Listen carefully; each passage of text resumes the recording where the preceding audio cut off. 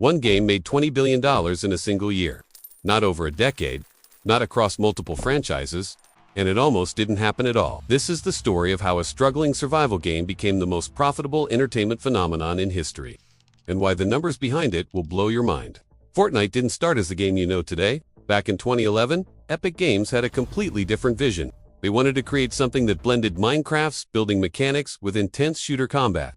It sounded innovative on paper, but development was a disaster. The team switched from Unreal Engine 3 to Unreal Engine 4 mid-development. They scrapped their dark, gritty art style for a cartoonish look. Key executives, including Cliff Bleszinski, left the company when Chinese publisher Tencent took a major stake. Years dragged on. The game that finally launched in July 2017 was called Fortnite: Save the World. It was a paid cooperative survival game. Players had to buy in to play. The reception was decent, but nothing special. Epic Games had spent 6 years building something that was just okay. Then everything changed. In 2017, a game called PlayerUnknown's Battlegrounds exploded onto the scene. PUBG was raking in millions of players with its Battle Royale format. 100 players drop onto an island. Last person standing wins. It was simple, addictive, and massively profitable. Epic Games saw an opportunity. They had the Fortnite framework. They had the talent. They had Unreal Engine powering everything. So they made a decision that would change gaming history. In just 2 months, Epic's team created Fortnite Battle Royale. But here's where it gets interesting. They were originally going to charge money for it, just like Save the World. Then someone at Epic suggested something radical. Make it completely free. Free meant anyone could play. No barrier to entry. No purchase required. Just download and jump in. The only way they'd make money? Selling cosmetic items that didn't affect gameplay at all. Virtual outfits. Dance moves. Gliders. Nothing that would make you better at the game. The gaming industry thought they were insane. How do you make money giving everything away for free? Epic was about to show them. Fortnite Battle Royale launched in September 2017. Within 2 weeks, 10 million players had downloaded it. Within a year, that number exploded to 125 million players. The free-to-play model wasn't just working. It was printing money. Here's the genius part. Epic created an in-game currency called V-Bucks. Players could buy V-Bucks with real money, then use them to purchase skins, emotes, and a seasonal battle pass. None of these items made you stronger or faster. They just made you look cooler. And players went absolutely wild for it. 77% of Fortnite players made at least one purchase. The average player spent over $100 in 2020 alone. People were paying real money for virtual clothing in a free game. This was the opposite of what other games were doing. Remember Star Wars Battlefront 2? EA got destroyed by fans for making players pay to unlock Darth Vader and other iconic characters. It was pay to win, and gamers hated it. Fortnite made cosmetics the entire business model.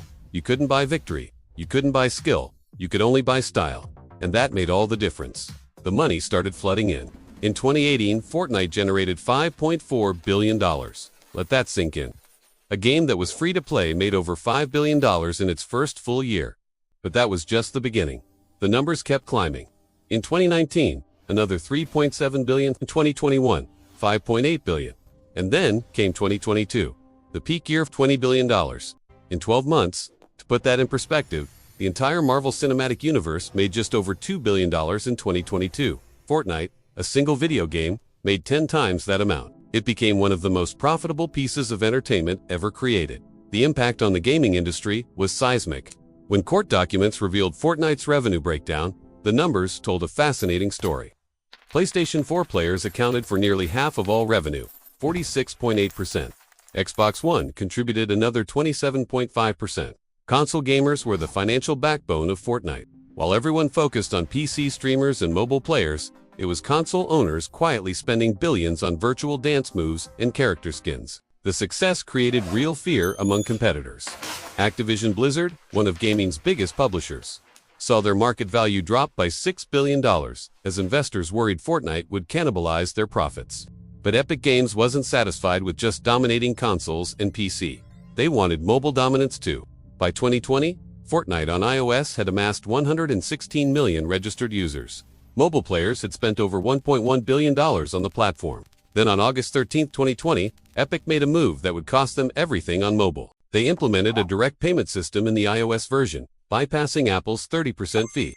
Apple removed Fortnite from the App Store within hours. Epic immediately filed a lawsuit. The legal battle would rage for years. Fortnite disappeared from iPhones everywhere. That was over 100 million players cut off overnight. More than $1 billion in annual revenue gone. The stakes were enormous. Epic was fighting for the future of App Store economics. Apple was defending its walled garden. The entire tech industry watched to see who would win. In April 2025, a court finally ruled that Apple couldn't block third-party storefronts. Epic had won a crucial victory. In May 2025, Fortnite returned to US iPhones after nearly 5 years away. But here's the twist nobody saw coming. When Fortnite came back to iOS, the revenue numbers were devastating. In its first month back, mobile revenue hit just $1.15 million. That was a 97.5% decline from its peak. 5 years away from the platform meant millions of players had moved on. New games had captured mobile attention. The comeback everyone anticipated turned into a cautionary tale about lost momentum. While the mobile war raged, Epic was transforming Fortnite into something much bigger than a Battle Royale game. In 2019, they hosted the Fortnite World Cup with a $30 million prize pool. A 16-year-old named Booga won $3 million playing video games. Suddenly, parents worldwide had to reconsider whether gaming was a waste of time. A teenager had just earned more in one tournament than most people make in a lifetime. But Epic's ambitions went even further.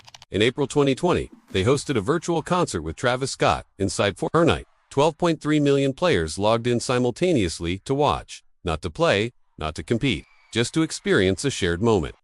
That concert proved Fortnite wasn't just a game anymore. It was a social platform, a virtual meeting place, the early foundation of a metaverse. By December 2023, Epic fully committed to this vision. They launched LEGO Fortnite, Rocket Racing, and Fortnite Festival, 3 completely different game experiences, all within the Fortnite platform. They released the Unreal Editor for Fortnite, letting players create their own games and experiences. Fortnite was becoming more like Roblox than Call of Duty, a platform where users generated content and Epic facilitated the ecosystem. The transformation from a single game to a gaming multiverse was complete. November 4, 2023, proved the strategy was working. On that single day, Fortnite logged 44.7 million unique players. They collectively played for 102 million hours. In one day, these weren't just kids playing after school. This was a global phenomenon spanning every age group, every demographic, every platform. Fortnite had transcended gaming. Today, Fortnite has generated over $40 billion in lifetime revenue.